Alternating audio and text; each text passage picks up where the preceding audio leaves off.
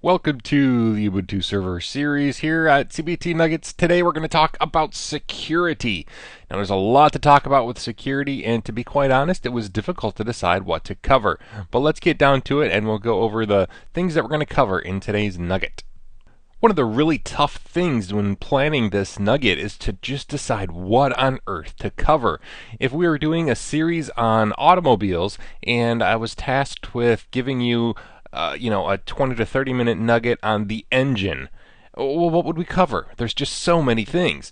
And it's the same with Linux security. There are just so many things that you can do to harden your system, and some of it's dependent on whether it's embedded or whether it's a rack server, all those things. But basically what I did is I fell back to the Ubuntu documentation, and I decided since we're covering Ubuntu server specifically, we're going to cover those things that the Ubuntu server documentation covers regarding security. So this nugget is by no means a complete guide to securing and hardening internet-facing servers. However, we are going to cover those things that come with Ubuntu in order to apply security in general. I think that we could have several nugget series on hardening Linux servers. So that's why we're sticking with what the Ubuntu documentation covers for Ubuntu server out of the box, so that you know how the Canonical company designed Ubuntu to offer security out of the box. So enough about that. We're going to start with AppArmor versus SE Linux. Now you may be familiar with these two things. SE Linux is used by default in Red Hat and CentOS, and AppArmor is actually used by default in Ubuntu, but also in Novell and SUSE, I believe. So interestingly enough, SE Linux was developed by the NSA. Oh yeah, NSA. Ooh.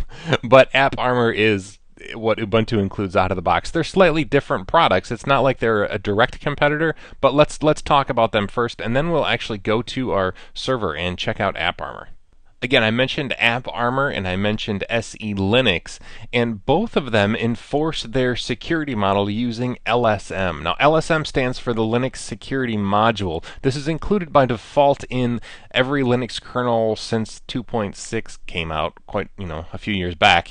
This basically is a kernel level security model using a kernel module that disables programs from accessing things they're not supposed to. Now, we're not going to go too much into what LSM actually does. Just know that it's kernel based. So it's like the top of the stack as far as what is allowed and what isn't allowed.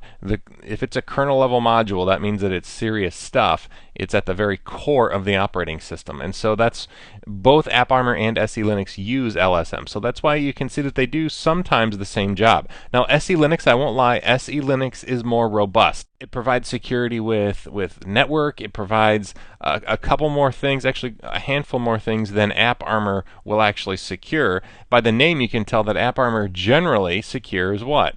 Apps. Okay, that's its purpose. The downside of SE Linux being more robust is that it's also much more difficult to use.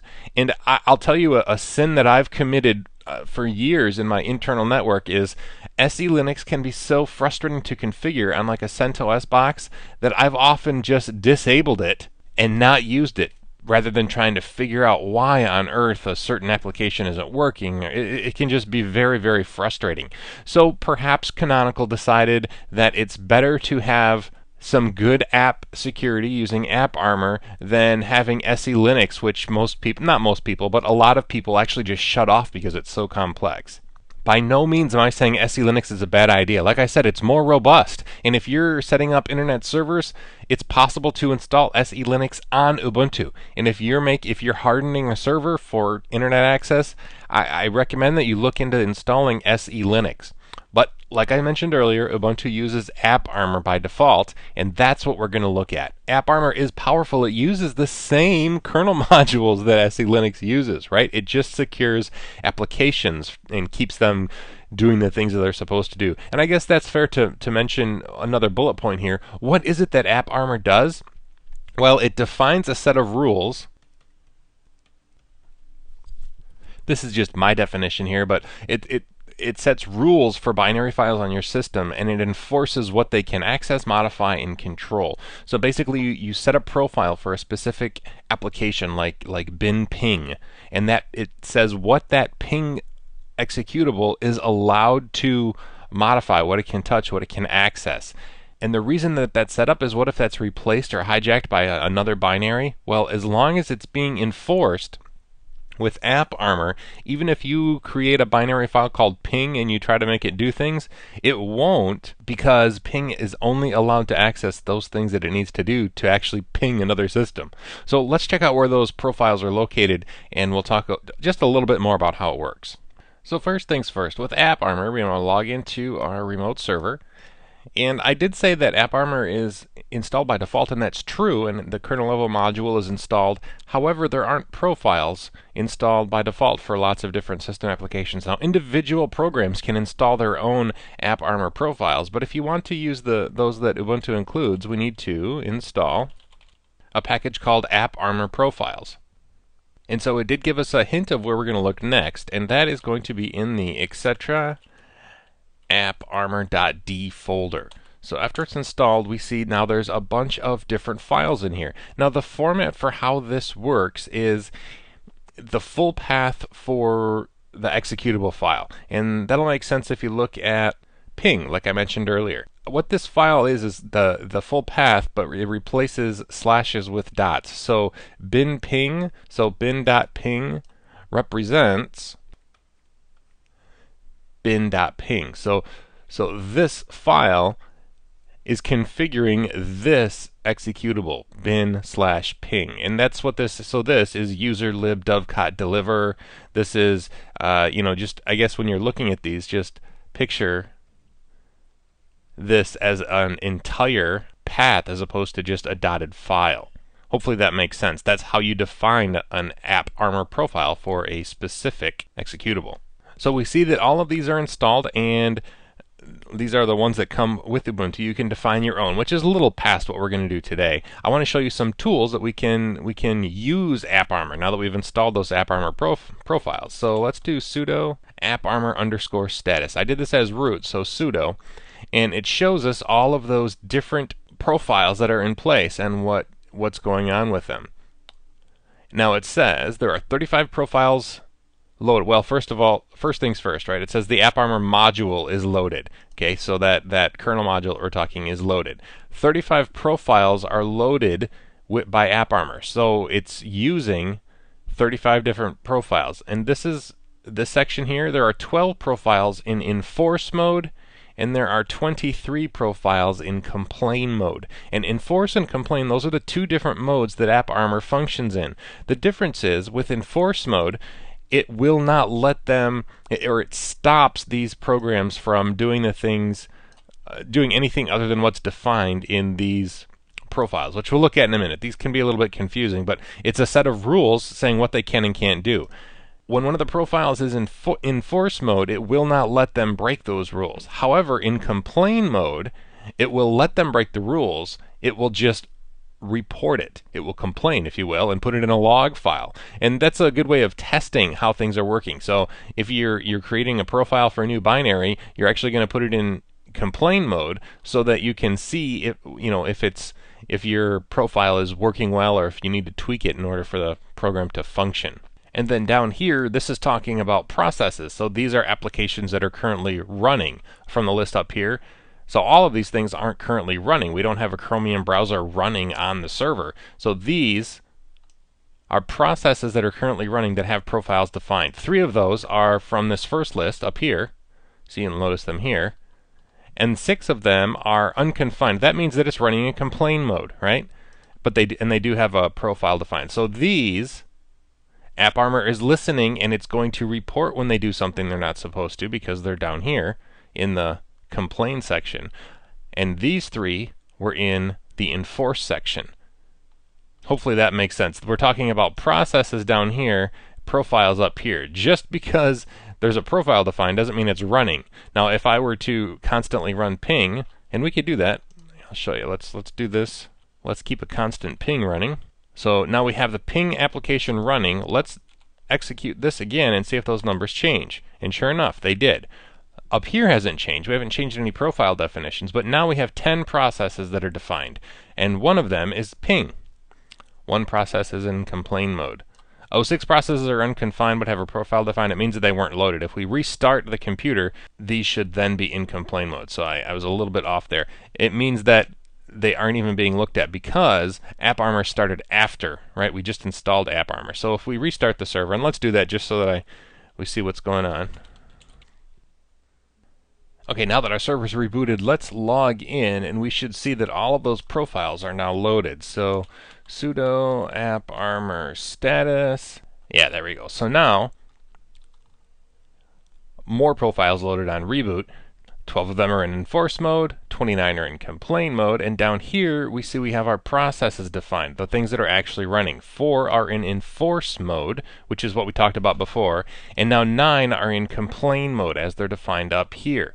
0 processes are unconfined but have a profile defined, right? So there are none that have slipped through the cracks. All of them are either in complain mode or enforce mode. So that should clear that up. Now if we want to change one, we need to install another package, and that's AppArmor utils.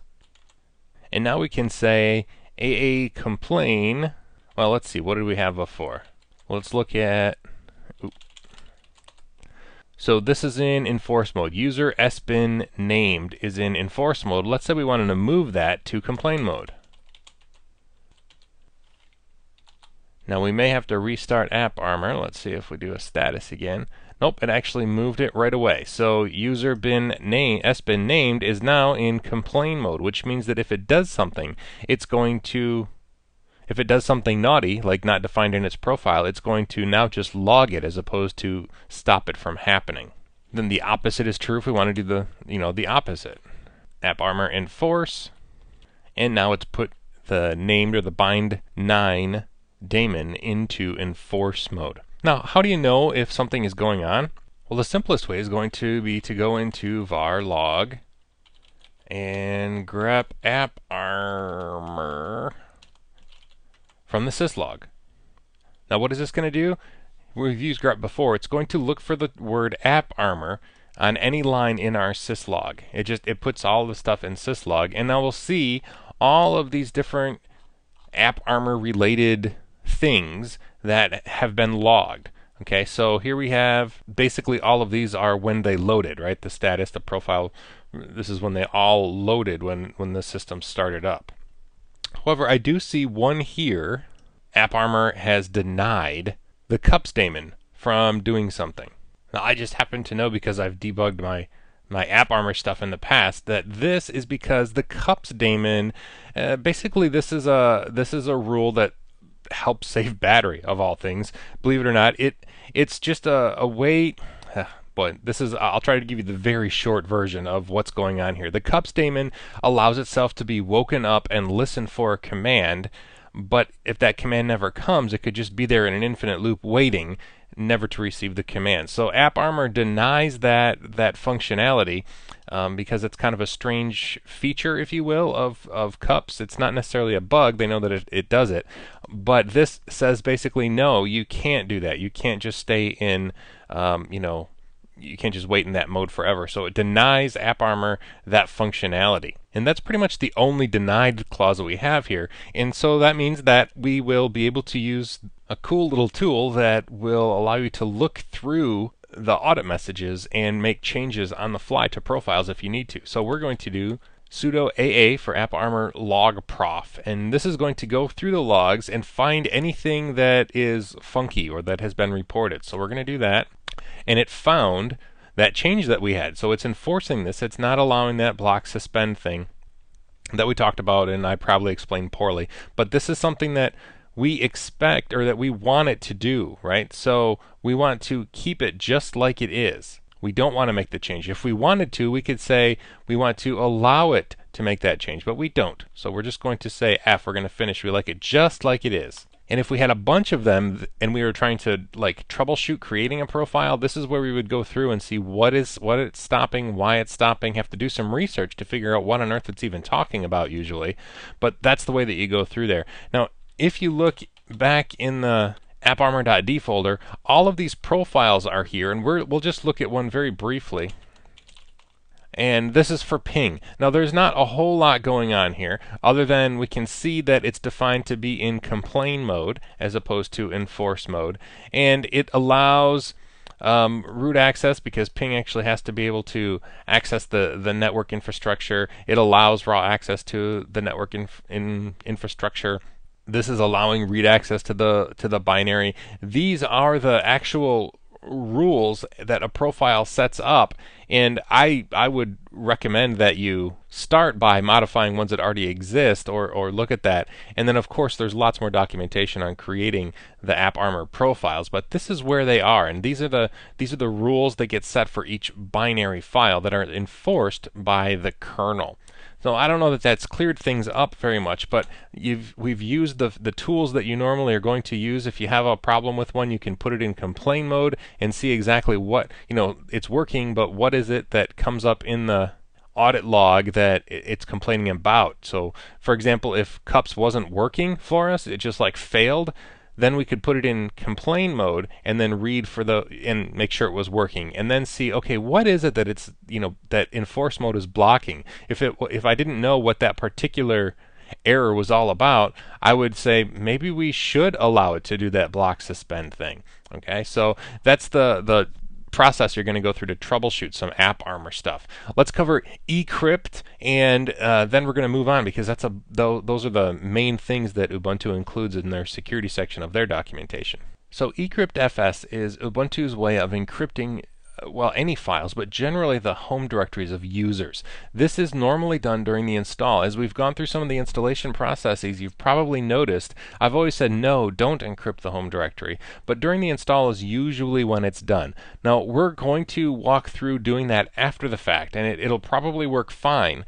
But just be warned that if you don't do it during the install, sometimes it's wonky. And I can't describe it any better than that. Sometimes the encryption process for encrypting a home directory just doesn't work right if you do it after the fact. I've had mixed results with that.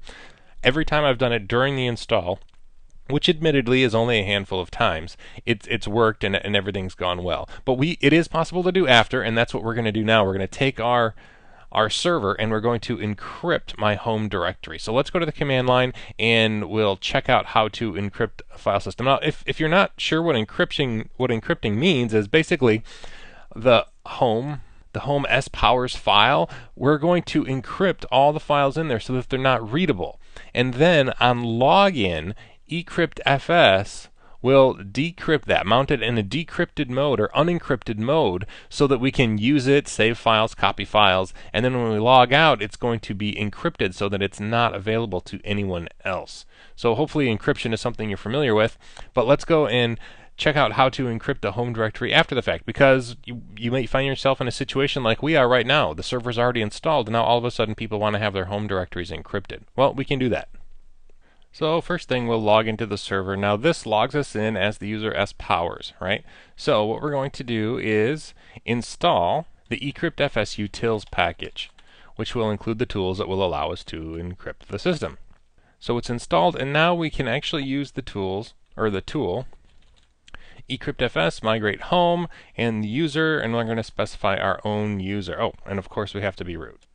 And why can't we do this? Well, this of course makes sense. We're logged in as S-powers. We can't very well encrypt our own stuff. So we've installed the utilities package, but now I want to log into our server as root. Let's see if we can actually do that. Okay, so we're logged in as root, and now we're going to do the same thing. Now, again, I'm in my terminal, but you see I just SSH'd into our remote server. So we're actually still in CBT server, but now we're as root. Normally, we would have more than one user, so we could actually log in as one user, su, sudo to do the command, but since there's only one user, we actually have to log in as root. But eCryptFS, migrate home, user S-powers, to login passphrase. So it says it looks like it was completely successful. However, must log in immediately before the next reboot to complete the migration. Well, let's see if we can log in. Yeah, looks like we could log in. It's mounted over encryptFS. Our key is in there, and that's probably why you saw, or you're probably thinking, why are all of a sudden we being asked for a password? Well, it's because now we have to enter the password to unencrypt our home directory, right? It's not just logging into the system. That wasn't the password. The password decrypted or unencrypted our encrypted home directory. So that's what we've done now. I was able to log in. We can see all the stuff in here. And now if you look as root, there are two folders. This is the original file. When we run that migrate thing, it actually creates this original, or it makes a complete copy of my original home directory there, and then it encrypted and renamed it to S-Powers, or it made a copy and encrypted it as S-Powers. So now S-Powers is completely encrypted. If I log out of here, if I try to look at that, see, it's going to say, whoa, you can't check this stuff out because it's encrypted. All right, but if I look into this backup, that's the original file. So it's encrypted it, and now I can't even access it because even as root, it's encrypted. It's not a matter of permissions, it's a matter of encryption. So I can't even see it at all.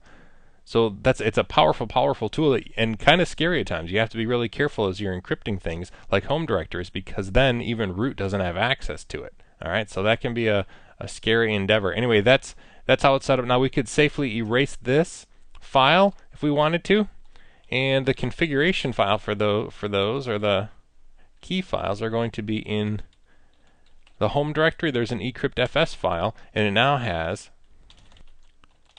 inside here, it has all the encryption information for the home directory. So home.eCryptFS has information in the S-Powers directory that talks about how to encrypt and unencrypt that folder. So that's how eCryptFS works after the fact. Now if I reboot my computer, I'll still be able to log in as my user when it reboots, but I'm going to have to enter a password because I've encrypted my home directory.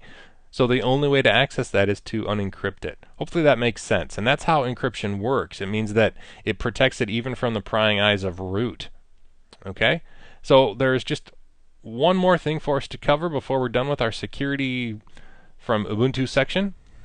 And this one's really, really simple. I just wanted to end with a very simple procedure. And basically all this does is disables Control-Alt-Delete from the console. And if you're thinking, well, that doesn't really provide us very much security, yes, you're absolutely right. Because physical access to your server is incredibly powerful. I mean, the television shows where they break into the high security data center so that they can plug in their laptop and do nefarious things. Well, yeah, that's Hollywood, but at the same time, physical access to a server is, boy, it's pretty powerful, and you're going to get compromised if somebody can touch your server. So the moral of the story is lock your server room door. All that this is going to do for us, this is mentioned in their documentation, so we're going to cover it, but this is just going to prevent you from accidentally rebooting a server in the server room. There's really no need for a server to have Control-Alt-Delete enabled.